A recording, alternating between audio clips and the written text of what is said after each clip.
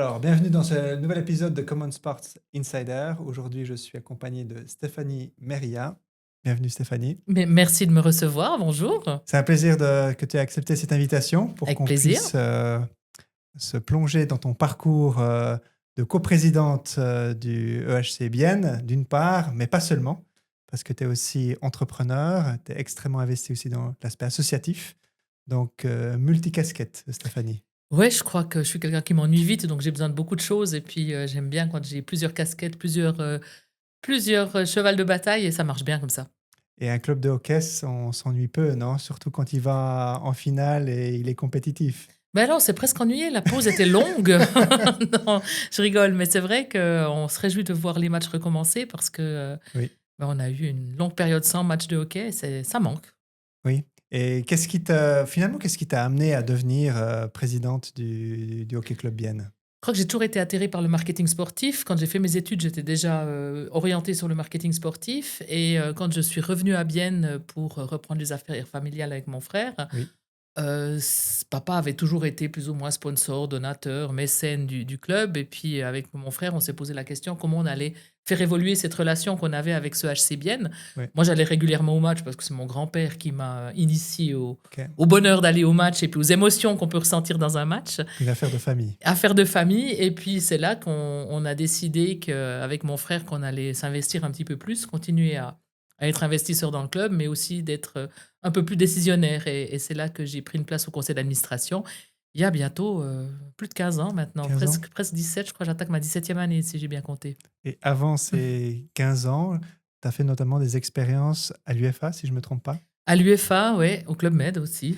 Ok. Donc, il y a des choses qui sont plus ou moins éclectique. Oui, à l'UEFA, à l'Union européenne de football, au département du marketing. Donc, Oui, c'était aussi une expérience absolument incroyable parce que c'est vrai qu'on est passé. Quand moi j'ai commencé à l'UEFA, il y avait une quarantaine de personnes. Quand j'ai terminé, on était déjà plus de 100. Donc, il y a eu une une évolution, transformation. ouais, de transformation, une évolution par rapport à la commercialisation de ces matchs de football et l'engouement pour les chaînes télévision que pouvaient avoir les matchs de football et le sport en général. Oui. Et c'est vraiment passionnant d'avoir pu vivre ça de l'intérieur, avec en plus, justement, d'être dans la crème du football européen, donc avec des moyens, avec aussi des événements qui sont exceptionnels et qu'on a pu vivre au plus près. Et c'est vrai que c'est non seulement une belle expérience, mais un magnifique apprentissage. Donc même avant de rejoindre Bienne, tu étais déjà investi, si on veut, dans le monde du sport. Je l'ai été, ouais, longtemps. Après, il y a aussi eu, je suis une Biennoise, donc un petit peu de monde horloger. Moi, j'ai aussi passé par la case monde horloger, forcément, Oui. comme beaucoup de monde. Sponsoring, du coup, dans le monde sportif. Non, parce que je travaillais pas du tout pour le sponsoring, je travaillais Ok. plus pour le produit, Oui. product management. Donc effectivement, j'avais pas forcément de contact avec les différents sponsors ou sponsorisés. Mais c'est vrai que c'est toujours des entreprises qui sont actives et ça fait plaisir de voir que les partenariats se font, se défont et continuent à fonctionner, quoi. Et ces expériences que tu as faites tant dans le monde de l'horlogerie qu'à l'UFA, comment elles se sont traduits lorsque tu as rejoint le conseil d'administration de Bienne? Je crois que grâce à l'expérience que j'avais acquise, j'avais une certaine connaissance marketing. Et c'est vraiment là-dedans, au moment où je suis arrivée, c'est vraiment le moment où on a fait la transition. Donc on est monté en ce qui s'appelait encore la Ligue nationale A, donc la Oui. National League. Donc on passait d'un club qui était, presque amateur, parce que c'est vrai qu'en Swiss League, c'est encore des petites structures et puis des choses qui se font beaucoup plus Associatif. faciles, presque associatives, même s'il y a quand même des gens qui sont professionnels et les joueurs qui sont des semi-professionnels. Mais quand on arrive dans le monde de la National League, là, on passe dans un monde complètement professionnel. Donc ça veut dire que sur une année, il faut adapter sa structure, pas seulement son budget, mais Oui. aussi sa structure. Et ça, c'était vraiment passionnant parce qu'il a fallu justement mettre en place avec le CEO des départements, dont le département marketing qui n'existait pas vraiment, parce que c'était une assistante qui prenait le téléphone et puis qui appelait les sponsors, qui dit bon, tu refais avec, tu refais pas avec. Et puis C'est là, tout. ouais, on a dû passer à quelque chose de beaucoup plus professionnel. Quand on sait que dans un club de hockey en Suisse, en tout cas pour nous, et c'est le cas dans beaucoup de clubs de hockey, le 60 à 70%, ça vient du sponsoring des donateurs, hein, Donc les du revenus. budget, des Oui. revenus. Donc forcément, c'est fondamental d'avoir une équipe qui performe et puis de pouvoir aller chercher tout le tissu économique autour de sa ville, parce que nous, on est à Bienne, et puis dès qu'on va un peu plus loin, il y a Berne, et puis dès qu'on monte Oui, dans le Jura, il y a Ajoie. oui. Donc, c'est très territorial, finalement, et Il on faut va réussir à aller fédérer.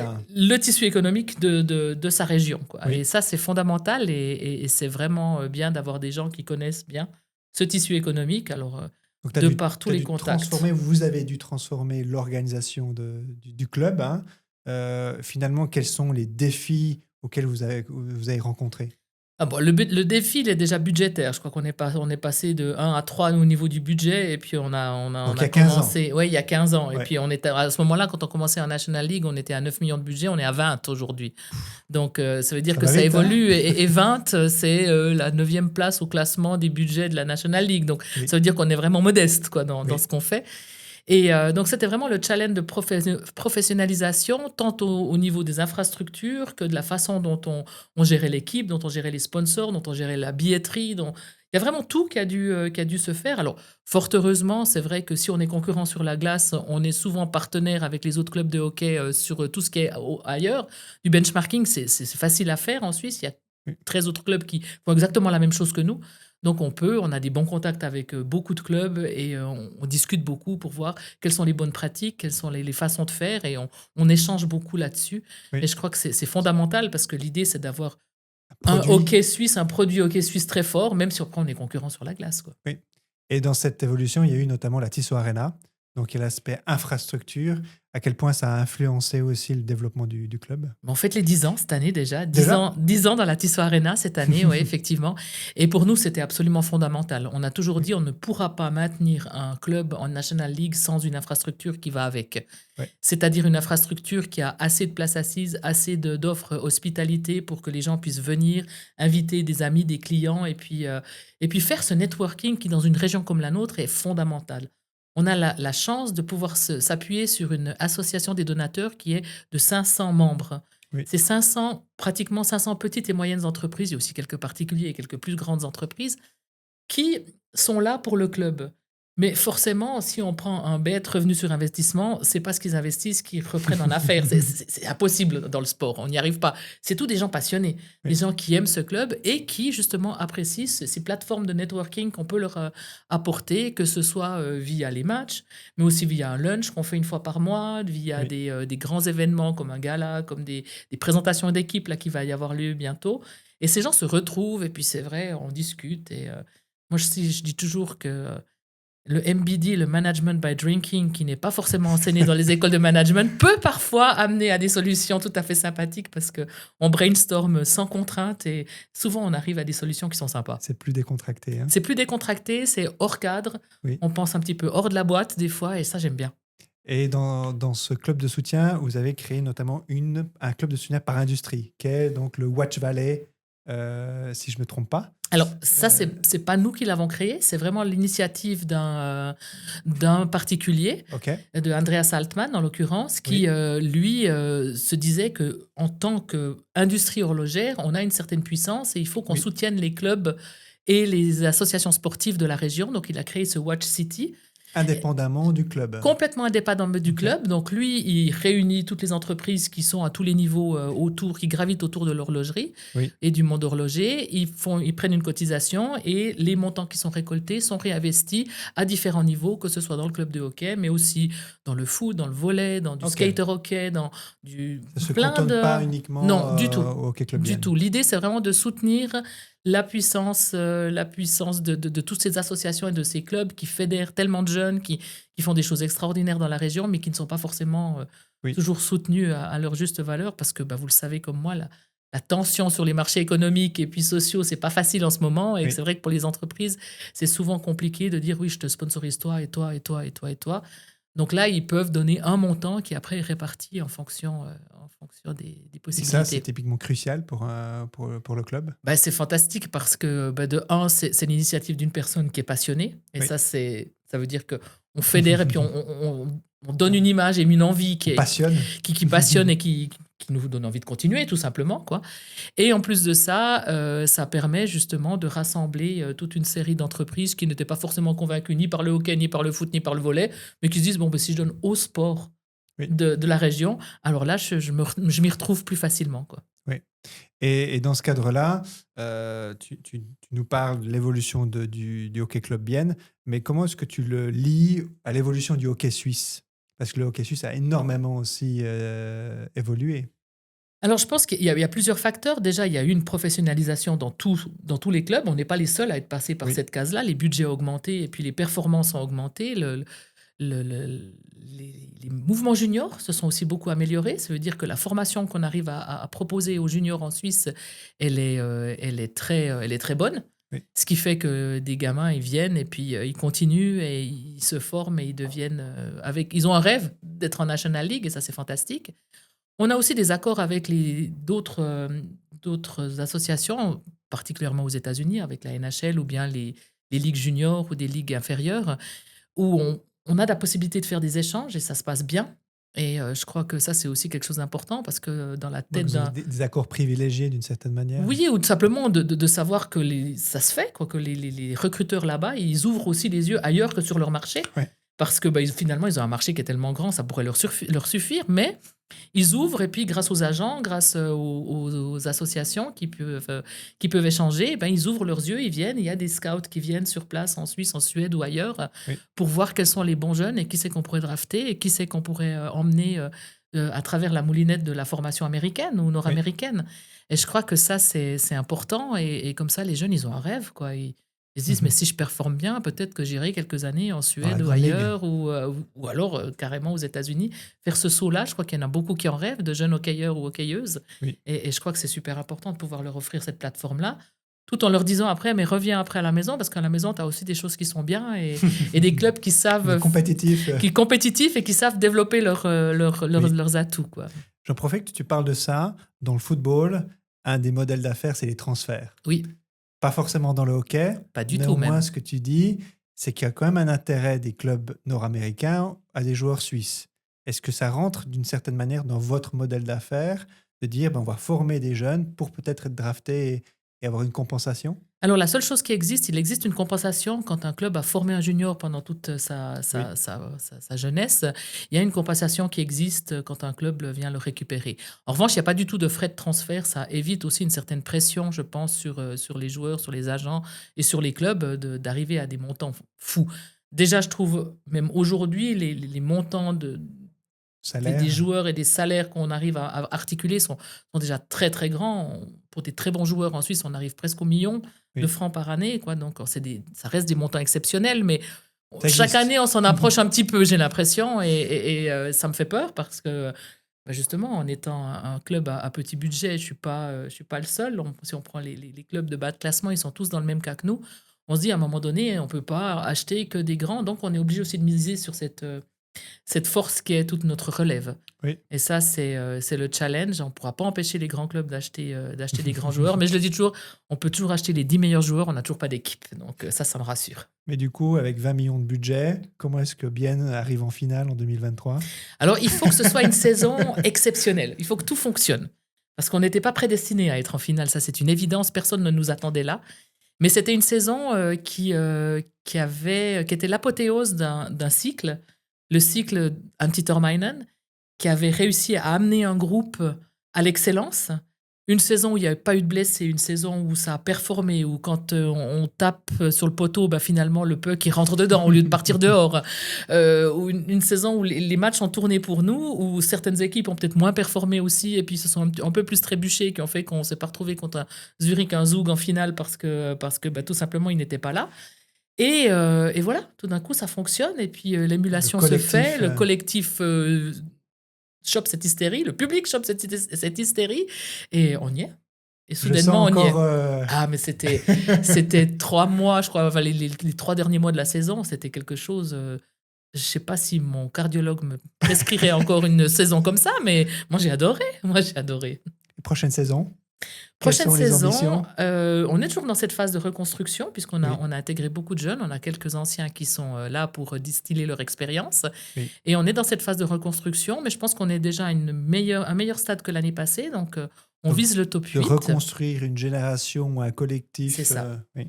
Pour ça, chez nous, ça a toujours fonctionné sur la stabilité, justement. On est un noyau qui grandit ensemble et puis qui arrive à performer.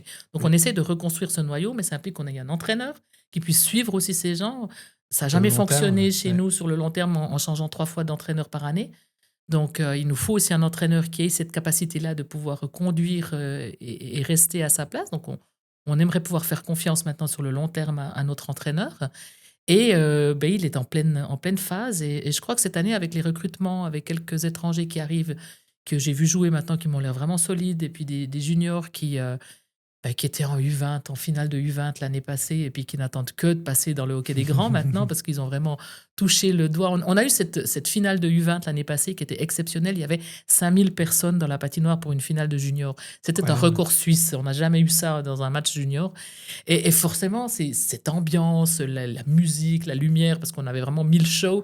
Vous avez fait le job, quoi. Ouais, on a vraiment voulu mettre en scène aussi ce match pour que les joueurs ils se sentent superstars, quoi.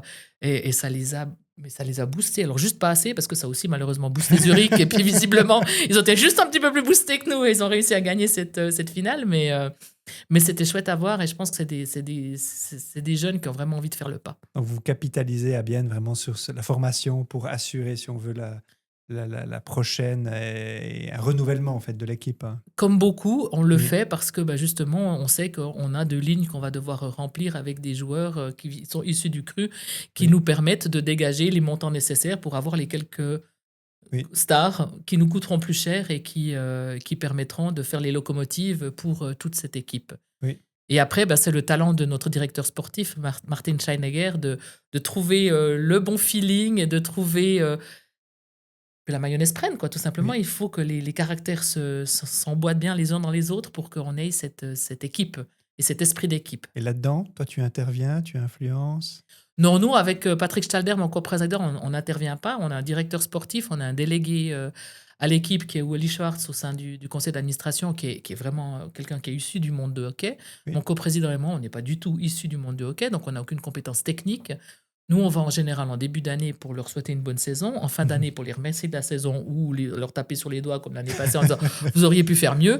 Et si on va dans les vestiaires, c'est que ça va soit très bien, soit très mal. Donc en général, on ne nous voit pas dans la saison parce qu'on a des gens qui sont compétents. Je pense que c'est clairement à l'entraîneur, à ses assistants, au directeur sportif de mener toute la vie de l'équipe. Et puis, si on le fait à la Christian Constantin, c'est une façon de faire, mais ce n'est pas la nôtre.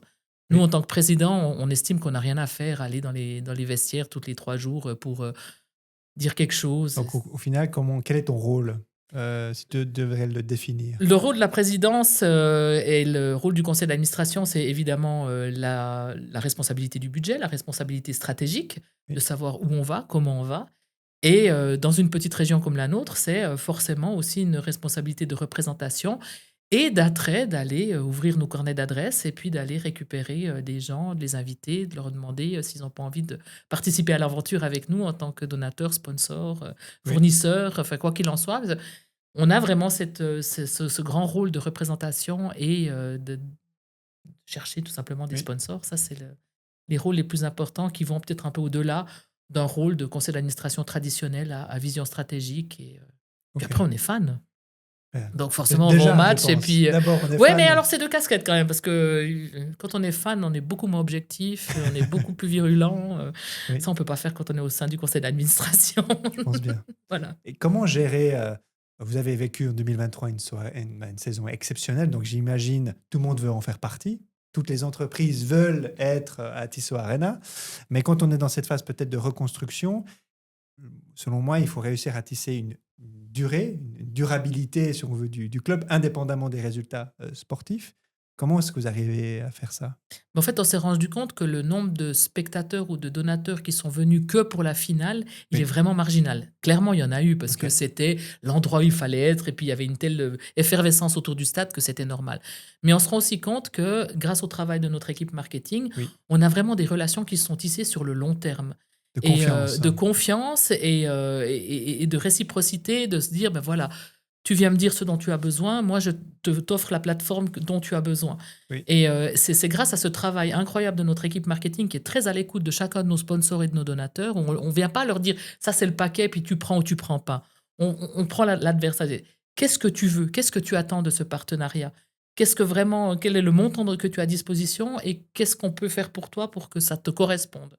Et c'est en travaillant comme ça qu'on arrive à vraiment créer des relations en faisant aussi quelques événements. Là, on est parti, par exemple, avec quelques sponsors à Champéry, dans les Dents du Midi, qui sont un nouveau partenaire du club. Ok. On leur a fait découvrir l'équipe, les coulisses de l'équipe, l'entraînement, un match de préparation, et puis on leur a fait découvrir la région. C'est ce genre justement d'interaction de synergie qu'on essaie de trouver entre les différents sponsors, donateurs et partenaires qui permettent qu'ils restent. Et on a de la chance parce que même après 2 années sportives un petit peu en demi-teinte, Oui. avec une conjoncture économique qui est compliquée, J'allais te poser la question. eh ben, on arrive quand même. Alors, c'est du travail, Oui. parce que c'est jamais évident, et puis que c'est toujours plus facile de dire non, cette année, je peux pas. Mais en général, on se contente C'est pas du non, Le quoi. travail sur la durée, C'est ça. continu, pour répondre au mieux aux besoins des entreprises. Et un travail de proximité où vraiment, nos responsables marketing, ils connaissent, ils tutoient quasiment chacun de nos sponsors. Oui. Et c'est en 600 entreprises différentes qui sont, Oui. qui sont engagées au HCBN. Donc, c'est pas rien. Et on doit saluer ce travail-là parce que c'est ce travail de tous les jours. Et puis nous, après, en tant que conseil d'administration, on vient comme la cerise sur le gâteau à faire le tour, à venir, à les remercier, à passer du temps un petit peu avec eux dans la patinoire ou ailleurs, tout simplement pour le remercier et puis leur expliquer à quel point leur rôle est fondamental. Oui. Ce que tu me dis, je fais des parallèles avec 2 clubs auxquels je pense, qui est Gauthieron Oui. et Chaux-de-Fonds, qui, je pense, répond assez bien à ces mêmes typologies de relations avec ses partenaires, Clairement. parce qu'ils n'ont pas forcément de mécènes en tant que tels.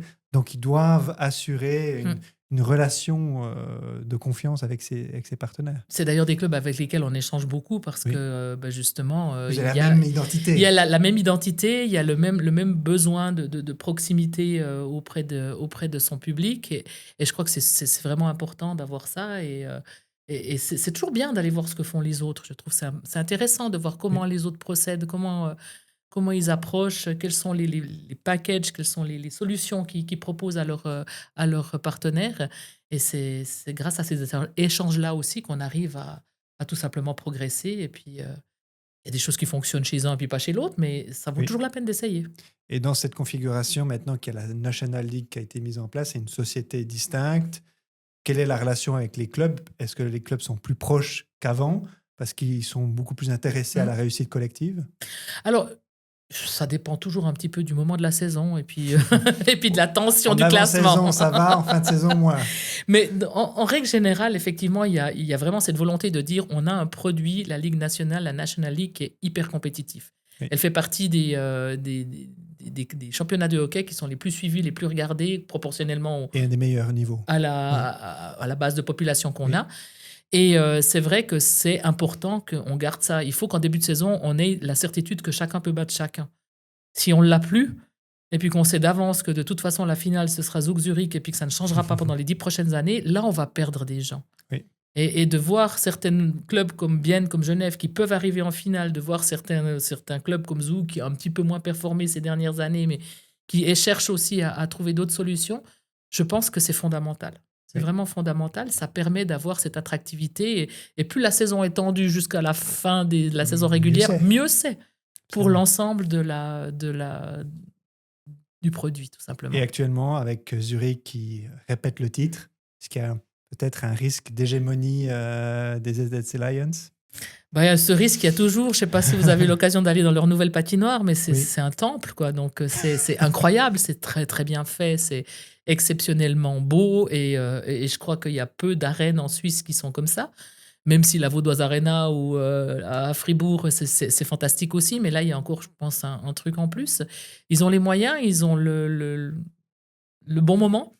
Oui. Ils ont les gens qui les suivent. Donc, c'est clair qu'ils surfent sur la vague. Mais tant qu'ils surfent sur la vague, je pense qu'ils vont être heureux. Et puis, peut-être qu'un jour, il y aura peut-être un petit peu... Il y a toujours des cycles, fort heureusement, dans tout processus. Et puis, eux, ils sont sur le haut de la vague, là, pour le moment, et je pense qu'ils vont profiter encore un petit peu. C'est clair qu'ils ont aussi les moyens, et eux aussi ont une philosophie au niveau des juniors qui est très, très, très carrée, très professionnelle et très bien faite aussi avec l'équipe ferme, même si on n'aime pas tellement ce terme-là, parce que mais effectivement, ils ont toute l'infrastructure nécessaire, et je crois que c'est un modèle, on s'inspire beaucoup d'eux dans beaucoup de clubs, je crois, par rapport à leur professionnalisme, tout simplement, quoi. Oui, et comment ils arrivent finalement d'année en année à être toujours au top, quoi. Voilà, exactement. Puis c'est clair que d'avoir 12 000 personnes régulièrement dans un stade, ça aide aussi au niveau des revenus. et de la possibilité de faire avancer le club, quoi. Là, on prend l'exemple surtout sportif, Oui. mais d'un point de vue de la gouvernance, est-ce que des clubs ont... est-ce que le Bienne est un exemple de gouvernance aujourd'hui dans le hockey? Alors, je pense qu'on est un exemple de stabilité. Et je crois que ça, c'est quelque chose qui est salué par l'ensemble de la profession. C'est vrai qu'au niveau du conseil d'administration, ben, Patrick et moi, on est là depuis une quinzaine d'années. Oui. Notre CEO, enfin manager, est là depuis plus de 20 ans. Il a une connaissance des infrastructures du hockey suisse qui est inégalée, je crois. Et je crois que ça aide aussi d'avoir cet esprit de stabilité, cet esprit familial. On essaie vraiment de garder cet esprit familial, de se dire, si vous arrivez à Bienne, vous arrivez dans une famille et si vous avez besoin de quelque chose, on est là aussi pour vous. Ça peut être une femme de joueur qui m'appelle en me disant, j'ai besoin d'un coiffeur. Enfin, ça peut vraiment être des choses aussi triviales, mais je crois que c'est ça super important de se dire, oui, mais il y a quelqu'un à qui je peux appeler, ou bien la Oui. secrétaire au club qui peut me dire, ben, ça c'est la liste des pédiatres à Bienne, parce que je suis étrangère, j'arrive avec mes enfants, puis j'ai besoin de ça, tout simplement, Oui. quoi.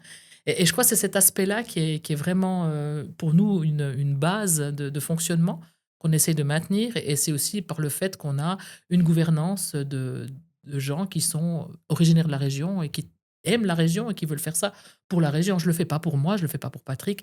Et si un jour on me dit tu ne sers plus à rien dans ce club, eh ben, bien m'en face et je laisserai volontiers quelqu'un prendre ma place parce que je ne suis pas là pour moi, je suis là pour le club. Et tant que le club peut progresser et puis que je suis pertinente, tant mieux. Mais si un jour je ne le suis plus, il faudra vraiment que j'aie la lucidité de partir parce que ça ne servira plus à rien, quoi. Mais c'est pas le cas. Pour le moment, on vient de faire le point, là, on a eu notre assemblée générale et donc on fait toujours un petit point avec l'ensemble du conseil d'administration pour voir où on en est. Et on a l'impression qu'effectivement, on arrive, on a développé le club pendant une quinzaine d'années maintenant pour vraiment bien s'installer en Ligue nationale. Puis maintenant, on se pose la question, mais c'est quoi le next step pour arriver plutôt d'être tout le temps un peu dans le haut du classement, puis pas de stagner entre la 8e et la 12e place, parce que c'est bien. Clairement, on est en National League, mais c'est quoi le point suivant? Donc, qu'est-ce qui nous manque en termes de gouvernance, d'infrastructure, de budget, et puis comment on peut y arriver? Et je crois que ça, c'est les grandes réflexions qu'on a à se faire en tant que conseil d'administration pour les prochaines années. Et est-ce que tu peux nous partager certaines de ces idées ou pas? Mais l'idée, le fantasme, ce serait d'avoir une infrastructure encore plus professionnelle pour les juniors, on manque de La glace, formation. on manque de surface de glace pour que nos juniors puissent s'entraîner. Donc, ce serait d'avoir une infrastructure avec une patinoire ou 2 patinoires Oui. supplémentaires qu'on pourrait financer, je ne sais pas comment, en faisant un sorte de hub. Et ce qui nous permettrait d'avoir des juniors, peut-être d'une fois d'avoir une équipe féminine, parce que si on n'avait pas d'équipe féminine à Bienne, c'est pas parce qu'on n'a pas de femmes qui savent jouer au hockey, c'est tout simplement parce que je peux pas les faire patiner entre 2 heures et 3 heures du matin, ça va pas. Oui. Et c'est la seule possibilité que j'ai à l'heure actuelle. Et donc, c'est tout des réflexions qu'on se fait à l'heure actuelle. Et alors, c'est clair, c'est des projets monumentaux où on se dit maintenant on n'y arrivera pas, mais c'est pas en se disant qu'on n'y arrivera pas qu'on avancera. Donc, Oui. je crois qu'il faut vraiment penser trop grand pour essayer d'aller loin, obtiendra quoi. peut-être un Voilà, petit- un petit exactement, bout. exactement, et d'avoir une vision ambitieuse, même si on sait qu'après on fera peut-être pas tout ce qu'on a envie de faire, mais je pense qu'il faut pouvoir penser un petit peu plus loin. Oui. Et dans cette prochaine étape, quelle est ta vision ou quelle est votre vision au niveau de l'exploitation des données? Comme tu le sais, c'est un de mes domaines d'activité. Comment est-ce que ça, aujourd'hui, s'est mis en avant au sein du Hockey Club Bienne? Il y a 2 axes principaux. Il y a l'axe tout ce qui est business, donc tout ce qui est Oui. base de données clients et puis ce qu'on peut en faire en ayant toutes les informations, en recoupant toutes les informations pour offrir la meilleure expérience personnalisée à chacun de nos Oui. clients. Donc ça, c'est vraiment quelque chose sur laquelle on travaille petit à petit parce que c'est des investissements souvent qui sont lourds, ça demande des réflexions qui doivent être Profonde. très, très profondes et très justes, parce que ce qu'on veut, c'est surtout pas s'engager dans quelque chose et puis devoir recommencer 2 ans plus tard, quoi.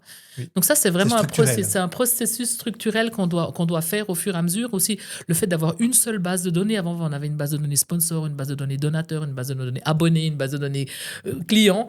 Et tout ça, ça doit être une seule base de données avec Oui. une seule application à la fin qui dit que je veux quoi. Aujourd'hui, je veux quoi? Je veux un billet avec une saucisse, ou bien je veux un billet tout court, ou bien je veux un billet d'un... Oui. Donc, c'est des choses Un sur des grands lesquelles... défis, c'est la fragmentation finalement de l'écosystème. Clairement, Oui. et de pouvoir aussi rentabiliser au maximum chacune des places, parce que vous le savez comme moi, il y a des places sponsors donateurs qui ne sont pas utilisées tout le temps. Oui. Et le but, c'est de pouvoir les remettre en vente facilement. Et tout ça, ça doit être au sein d'un processus fluide. Donc ça, c'est une grande partie sur laquelle on travaille. Donc la La, partie partenaire. la partie partenaire, puis après, c'est la partie sportive, joueur. Oui. Parce que de plus en plus de joueurs maintenant ont un capteur dans leur casque qui analyse tous leurs déplacements, tous leurs mouvements. Et Oui. ça leur permet, via des applications, via aussi un peu d'intelligence artificielle, d'établir leur profil idéal de jeu et de travailler les parties sur lesquelles ils travaillent moins bien, où ils sont plus faibles, et d'exploiter leurs forces.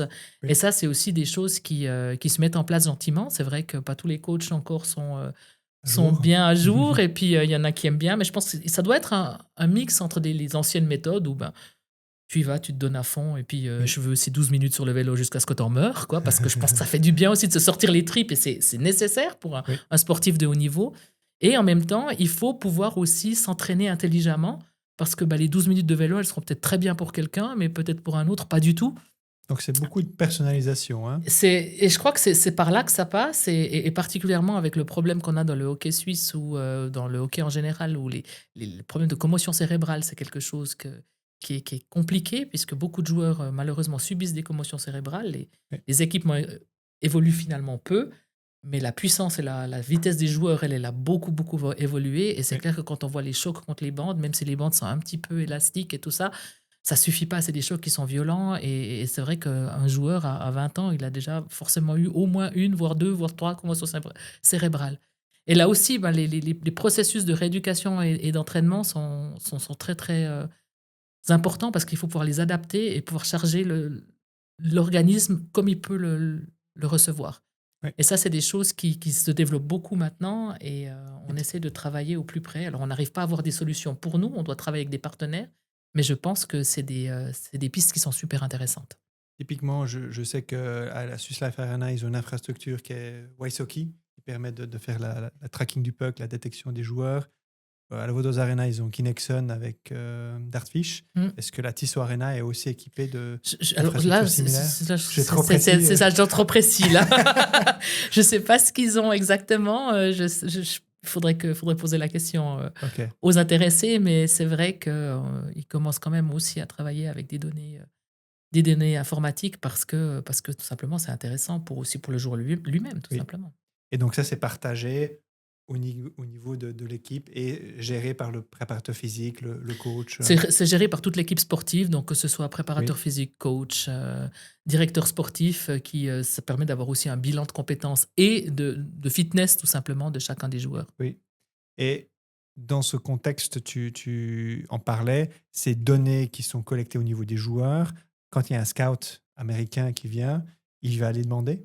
Je sais pas si... Je sais pas si ce qu'ils demandent exactement. C'est vrai que pour le moment, les scouts, ils marchent encore beaucoup au visuel, c'est-à-dire qu'on trouve quand même les performances de tous les joueurs sur n'importe quelle vidéo. On arrive à trouver maintenant des matchs d'un joueur qui nous intéresse. Donc c'est vrai que d'abord, ils se basent beaucoup là-dessus, sur le visuel, sur comment il se déplace, ce qu'il fait. Et après, c'est peut-être dans un deuxième temps qu'on va demander des données plus fiables et plus précises. Mais c'est vrai que la première impression, elle se fait soit en l'ayant vu en vidéo, soit en venant le voir lors d'un Oui. match. Et dans ce développement, la visibilité internationale, bon, elle se fait avec les scouts, mais au niveau TV, si on revient un petit peu plus sur l'aspect commercial, Mhm. il y a un deal avec MySports. Oui. De plus en plus, le hockey suisse est diffusé à l'étranger, je crois notamment pour les playoffs. Mhm. Comment est-ce que vous gérez ça au BN? Est-ce que vous essayez Alors, de c'est trouver, c'est des deals qui sont gérés par la National League. Donc, c'était Oui. vraiment aussi pour ça que cette National League s'est créée. Donc, c'est des deals qui sont faits par la National League pour l'ensemble des clubs de la Ligue. Et ça, c'est vraiment au cas par cas, parce qu'on a l'accord pour la télévision suisse. Et puis après, ça se fait au cas par cas en fonction des besoins, des envies et des demandes de télé étrangère. Mais ça, typiquement, toi, tu participes à ces réunions Là, pour essayer d'influencer, c'est si on notre veut. manager qui fait ça. C'est le C'est CEO. notre manager, c'est le CEO qui fait Ouais. ça. Nous, on a décidé au niveau opérationnel qu'on faisait uniquement confiance à l'équipe. Et puis, en tant que conseil d'administration, on ne va pas s'inquiéter, enfin, on ne va pas se mettre directement dans ces discussions très opérationnelles, finalement. Ok. Mhm. Et il y a la Coupe du Monde qui arrive en 2026. Oui. Est-ce que c'est quelque chose, à ton avis, qui va créer un engouement supplémentaire pour le hockey suisse? Je crois qu'en Suisse, les vrais fans de hockey suisse se déplacent déjà beaucoup dans les championnats du monde. On l'a vu dans les En différents Tchéquie, championnats en Tchéquie ou ailleurs, quoi. Il y a toujours une vague rouge rouge et blanche qui débarque. Et je pense que le fait, enfin, je sais qu'à Fribourg, ils vont beaucoup capitaliser là-dessus parce que pour eux, c'est vraiment un événement qui est très important. Oui. Zurich, forcément, il faut voir Zurich aussi. La ville de Zurich, le hockey, c'est qu'une des possibilités de loisirs parmi d'autres. Dans des villes comme Bienne ou Fribourg, peut-être que ça prend un peu plus de place, forcément. Mais la fédération suisse, en tout cas, et puis le comité d'organisation se réjouit vraiment de pouvoir faire le championnat dans un pays qui vibre hockey Oui. au fil de la saison. Et je pense que ça va donner lieu à des belles images, j'espère des cortèges de fans, j'espère des rencontres entre les... C'est toujours très convivial, ces rencontres internationales, je trouve. Les fans Absolument. n'ont aucune animosité, ils viennent pour la beauté du hockey. C'est complètement C'est différent. côte à côte dans une patinoire, il n'y a pas de secteur suédois ou de secteur norvégien ou de secteur... tout le Oui. monde est l'un à côté de l'autre et il y a toujours tout simplement cet échange autour de la beauté du sport. Ouais. Je sens chez toi une fan de hockey. Oui, bah, Voilà. c'est comme ça que j'ai commencé. Hein. Comment est-ce que tu trouves l'équilibre entre tes activités professionnelles, faire tourner l'entreprise, présidente, fan de hockey, c'est quand même où trouver l'équilibre? Bon, je crois qu'il se fait naturellement, tout simplement, parce que bon, déjà, j'ai la chance d'avoir un mari qui est aussi fan de hockey et puis une fille qui vient au match avec nous, donc Ça aide. c'est assez facile comme ça.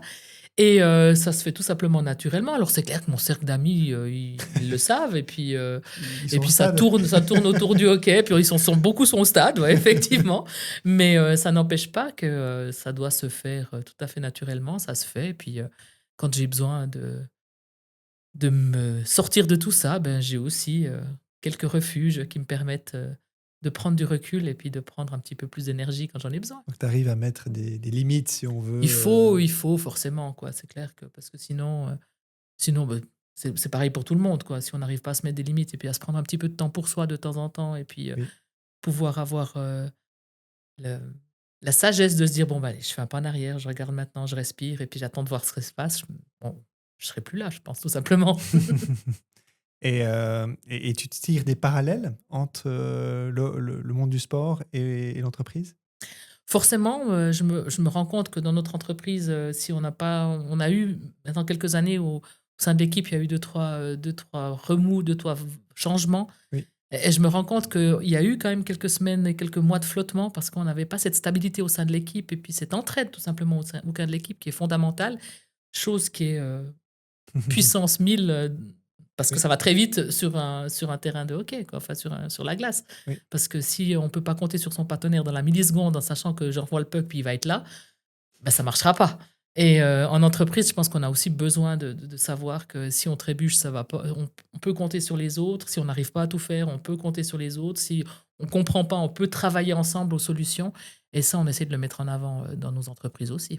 Tu as demandé au coach une fois, ou à un des coachs, d'intervenir? Non, je l'ai pas fait encore. Je l'ai pas fait. On a plutôt travaillé sur des événements de team working et de choses comme Oui, ça, mais on l'a pas fait en compagnie du coach. Ce serait peut-être quelque chose à faire une fois. ok. Et dans ton regard d'entrepreneur, de dirigeante, quelles sont les leçons que tu en tires après ces plus de 15 ans?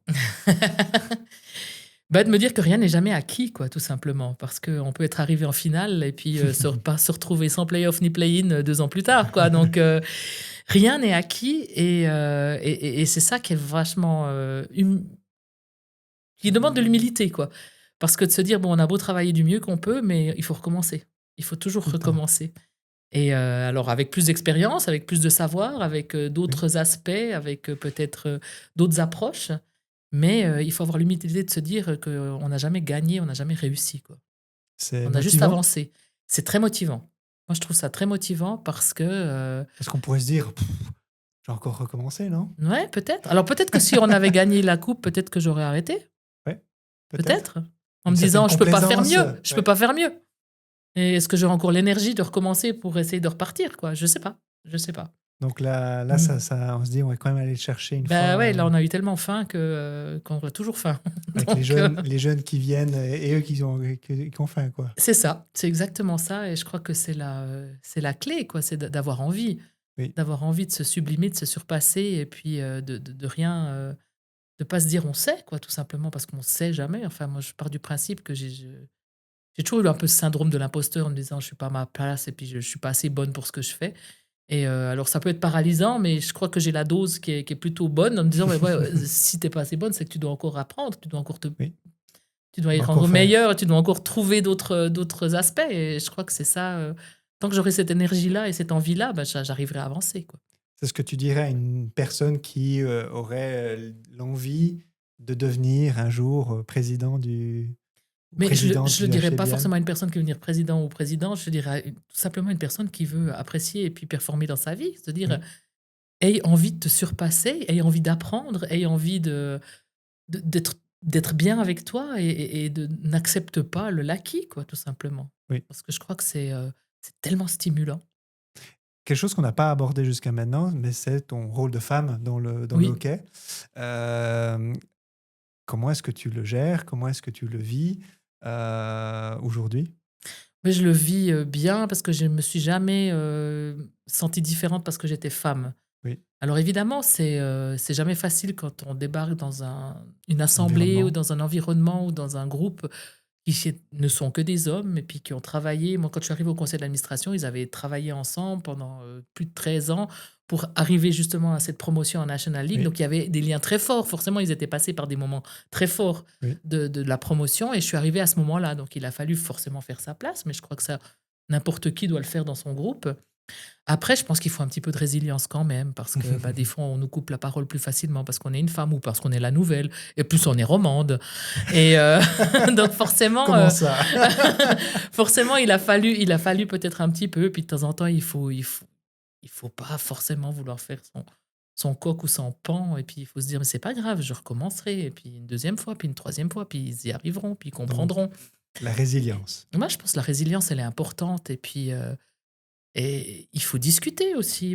Je peux pas en vouloir à un monsieur de 60 ans qui n'a vécu que dans un monde où l'homme a été, dominant pendant toute sa carrière, professionnelle, d'imaginer que je peux être qu'assistante. C'est dans son ADN. Mhm. Il faut juste lui faire comprendre que non, je peux être autre chose aussi, tout simplement. Mais je crois que j'ai jamais été offusquée, je me suis jamais, j'ai jamais brandi l'étendard du féminisme parce que l'agressivité, moi, je trouve qu'elle sert à rien. Oui. Et je préfère juste, peut-être montrer à certaines femmes, si je peux, par l'exemple, que oui, on peut y arriver, mais il faut simplement En toute trouver son décontraction. chemin, en toute décontraction, en trouvant son chemin, sans avoir ce côté militant agressif, et j'ai jamais été pour les quotas. Je trouverais ça ridicule de devoir mettre un quota pour dire, «J'ai pas envie d'être la femme du quota. J'ai Oui, envie d'être là parce que je suis compétente». oui. Alors peut-être que le Parce que tu prochain amènes une valeur à voilà, l'équipe. exactement. Ouais. Et peut-être la prochaine grande étape pour les femmes, c'est de se dire qu'on aura gagné le jour où une femme, médiocre sera un poste dirigeant. On Parce que verra. voilà, peut-être que c'est ça encore le prochain plafond de verre à À exploser. exploser. En tout cas, Stéphanie, merci beaucoup pour notre échange. Avec plaisir. On a abordé pas mal de sujets. Je ne sais pas s'il y a d'autres sujets que tu voudrais peut-être. Bon, je pense qu'on aurait de quoi faire encore 2 ou 3 heures Je pense, d'interview, mais je je crois pense que pour aussi. aujourd'hui, on va s'arrêter là. En tout cas, je te remercie beaucoup. C'était Merci. un plaisir de pouvoir se plonger dans ton univers, dans tes expériences. Merci beaucoup. Et puis, moi, je vous donne rendez-vous pour un prochain épisode de Common Sports Insider. Souvenez-vous, c'est pas qu'une question de données, mais l'histoire qu'elle raconte. Merci.